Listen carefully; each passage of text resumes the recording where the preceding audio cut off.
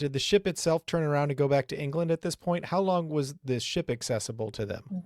The ship was accessible to them through 1621 when it went back. So they didn't really have a place to stay except there was this abandoned Patuxent village.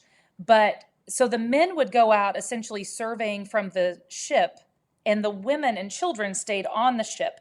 Now, you had brackish water, the supplies, no bueno, like they went wrong. And if you look at or went wrong, the supplies went bad, the food went bad, things were spoiled, things were rotten.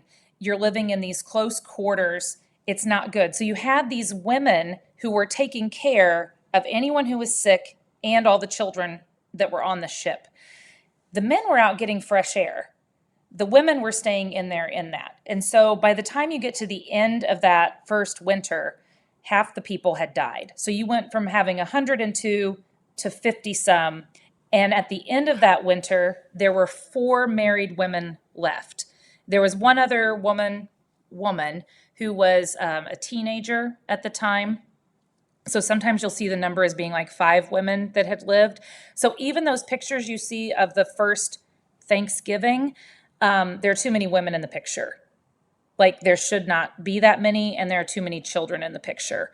But a lot of historians think that so many of the men survived because they were not sitting in that ship with all of the germs and all of the everything. And then William Bradford's wife did not die of an illness. She fell off the side of the ship and drowned, but it was Jesus. parked. And I don't know a lot about that story, but every time I think about her, I'm like, was that intentional? Like, Yeah. it had to Who have pushed her? sucked. It really had to have been awful.